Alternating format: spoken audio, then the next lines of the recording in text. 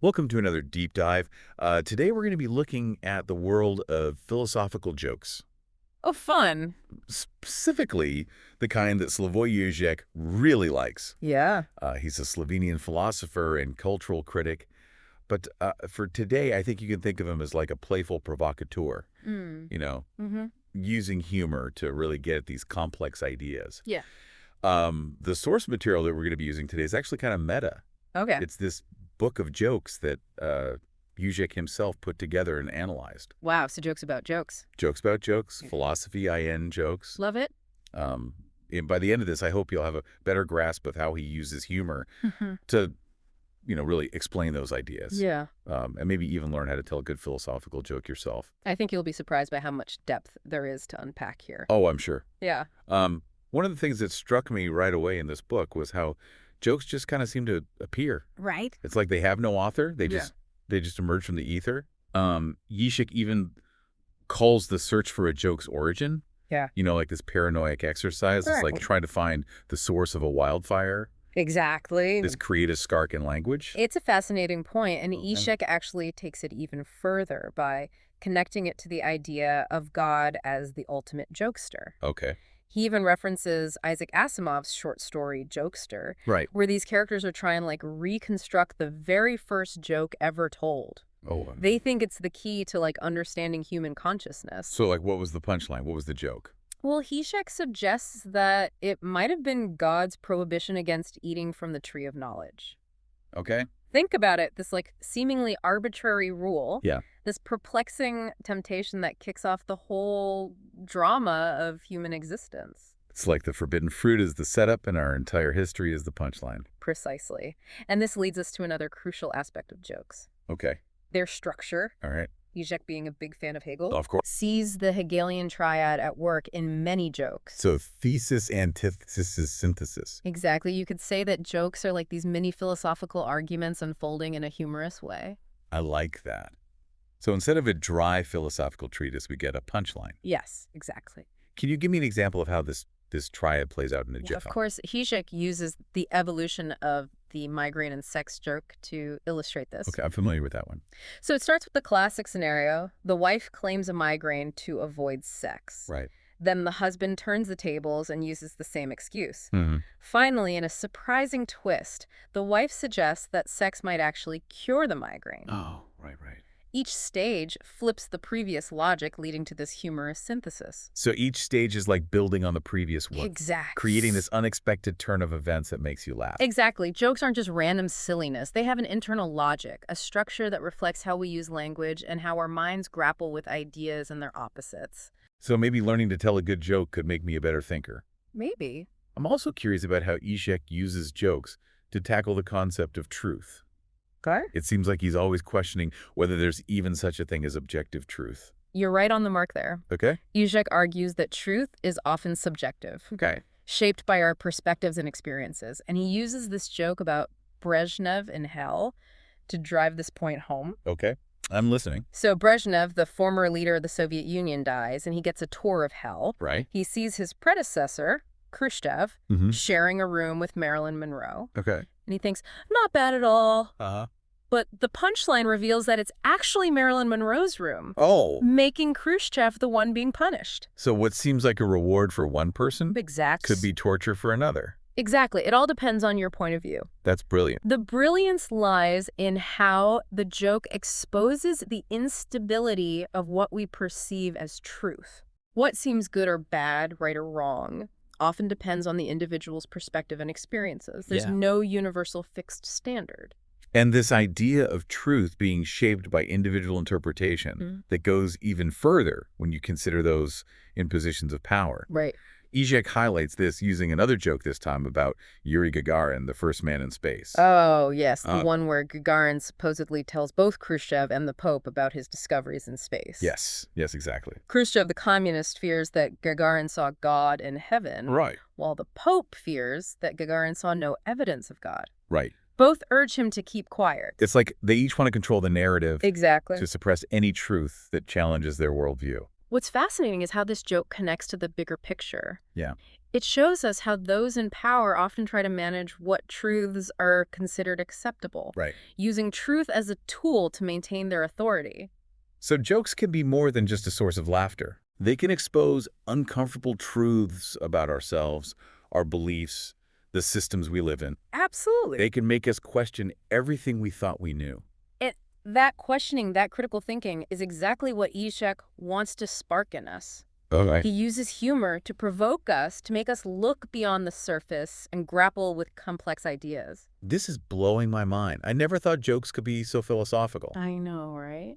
But before we get too deep into the rabbit hole of Ishin humor, Okay. let's explore another aspect of his work, how he uses jokes to tackle sensitive topics through what he calls symbolic displacement. Okay. This is where things get a bit more interesting, Yeah, to say the least. I'm intrigued. Yeah, me too. So we've seen how jokes can be these authorless creations, almost like they just pop into existence. Yeah, it's like they're channeling some kind of collective unconscious. Exactly. And we talked about how their structure often reflects that Hegelian triad, Right? Thesis, antithesis, synthesis. leading to those surprising twists and turns that make us laugh. And we touched on how Zizek uses jokes to kind of poke at our ideas of truth. How it's often subjective, shaped by our perspectives. And how those in power try to manipulate it for their own ends. Exactly. Now, get ready to dive into some of Zizek's more provocative analyses. Okay, I'm a little scared, but also excited. That's the spirit. How he uses jokes, often those with a bit of an edge, to tackle these sensitive subjects All right, bring it on. through what he calls symbolic displacement. Okay, symbolic displacement. I'm intrigued. It's a fascinating concept, basically. It's about how we use symbols and metaphors in jokes to address things that are difficult to talk about directly. So things that make us uncomfortable. Exactly like our deepest fears, anxieties, desires. Okay, I'm starting to see where this is going. Zizek argues that jokes allow us to approach these sensitive topics indirectly through a kind of safe distance. So it's like a way of sneaking up on the truth. You could say that.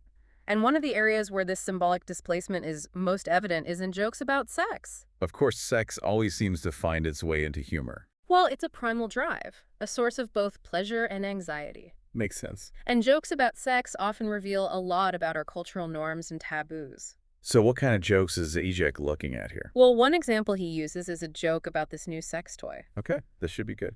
It's called the Stamina Training Unit. Stamina training unit, what is that? It's basically a masturbatory device that tries to simulate different erogenous zones. So like a high-tech way to get off? Yeah, but the humor for Zizek lies in how it tries to offer this pure pleasure. Without the messiness of a real human connection. Exactly. It's like trying to hack intimacy to experience the pleasure without the emotional vulnerability. It's like we're trying to optimize every aspect of our lives, even our pleasure. And that's where the critique comes, and Zizek argues that this pursuit of pure unadulterated enjoyment Can actually backfire. exactly, it leaves us feeling even more empty and disconnected. It's like trying to satisfy your hunger with junk food. Yeah. You get a temporary rush, but it doesn't nourish you. Perfect analogy. We see this all the time in our consumerist culture, this constant chasing after the next new thing, The next gadget, the next experience, the next dopamine hit. but never really finding lasting satisfaction. It's like we're running on a hedonistic treadmill. Precisely.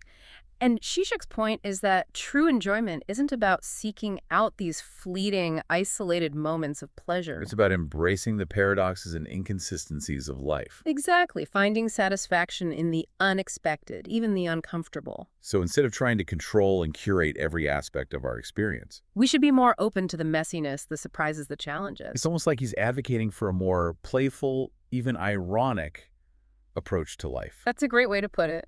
And to illustrate this point, he uses a rather vulgar joke. Okay, I'm bracing myself. A policeman comes home unexpectedly, Oh, and he suspects his wife is with another man. the classic setup. He frantically searches the apartment, and his wife is clearly nervous. I can feel the tension building. Finally, the policeman emerges from under the bed with a satisfied grin. He found the other guy? He says, "Sorry, love, false alarm. No one under the bed." Oh, so the joke's not about infidelity at all. But his hand is clutching a wad of cash. Ah, so the wife's enjoyment comes from a completely unexpected source. Exactly the bribe. The humor lies in that subversion of expectations. And it highlights how true satisfaction often comes from those surprising twists and turns. Not from chasing after some preconceived notion of what should bring us pleasure. This is making me rethink my whole approach to life. That's the spirit. Now, shifting gears a bit, another key theme that emerges from Zizek's jokes is the idea of symbolic castration. Symbolic castration. Oh, Okay, that sounds intense. don't let the term scare you. It's not as literal as it sounds. Okay, good, because I was getting a little worried. At its core, it refers to this fundamental sense of lack that we all experience. Lack of what? The feeling that something is always missing, that we're never quite complete. I think everyone can relate to that feeling in some way. Absolutely. It's like this driving force behind our desires. Always pushing us to search for something to fill that void. But isn't that search ultimately futile? Are we doomed to always feel incomplete? That's the big question, isn't it? Zizek's point isn't that we should try to erase or deny this sense of lack. So what are we supposed to do with it? He argues that we need to acknowledge it, to embrace it as an inherent part of the human condition. So it's about accepting our imperfections, our incompleteness. Exactly, as part of what makes us human. Okay, I'm starting to see the connection to jokes here. It's like jokes often play on that sense of lack, that gap between our expectations and reality. The setup and the punchline. Exactly. Now, this leads us to one of Zizek's most mind-bending insights. Okay, lay it on me. The idea that truth itself is structured like a fiction. Wait, what? Are you saying truth isn't real? Not in the sense of some absolute objective truth that exists independently of us. So how is truth like a fiction? Zizek argues that truth is always mediated by language, by our beliefs, by the stories we tell ourselves about the world. So truth is more about interpretation than some fixed reality. Precisely. It's like we're constantly creating our own versions of truth through the narratives we construct. And jokes can reveal how those narratives are constructed. Exactly. To illustrate this, he uses a joke about two Jewish friends who see a sign outside a Catholic church. Offering money to converts. Right. They debate whether the offer is genuine. A classic dilemma. A week later, they meet again, and one friend says, "I still wonder if that offer is serious." And the other one says, you Jews, all you think about is money. Exactly. The joke isn't really about religion or money. It's about how our preconceptions and biases shape what we perceive as true. And this idea of truth as fiction is crucial for understanding how ideology works. Because ideologies are essentially narratives that we create, To justify the existing power structures. often by suppressing or distorting certain truths. Exactly. So if we want to challenge those power structures, We need to deconstruct those narratives, those ideologies, and expose them as fictions. and maybe humor is a tool for doing just that. It's like using laughter as a weapon against oppression. You're on fire today. Humor, especially the kind that Zizek analyzes, Can be incredibly effective at highlighting the absurdity, the inconsistencies. the hidden agendas behind those narratives. Wow, we've covered a lot of ground in this deep dive. From the structure of jokes to the nature of truth. The complexities of enjoyment and lack. I feel like my brain is doing somersaults. Mine too, but in a good way. That's the beauty of Zizek's work. He pushes us to confront those uncomfortable truths To question our assumptions. and to find humor even in the face of absurdity. Well, before we delve any further into this rabbit hole of Zizekian thought, Okay. let's move on to the final part of our deep dive, where we'll explore how he uses jokes as a form of social and political critique. Oh. And we're back, ready to wrap up our deep dive into the world of Zizek's jokes. It's been quite the journey. I feel like we've barely scratched the surface. I know there's so much more to unpack, but we've got to stop somewhere. One thing that's been really sticking with me is how Zizek uses jokes to point out the inherent ambiguity of language. Oh, yeah. He loves to play with that. Like words can never fully capture reality. Right. There's always a gap between what we say and what we really mean. And that gap, that ambiguity, That's where the humor often comes in. jokes play on our expectations, On the multiple layers of meaning within words. on the slippery relationship between what we say and what we signify. Exactly. It makes you realize how much we take for granted in everyday communication. We think we're being clear, but there's always this potential for misunderstanding.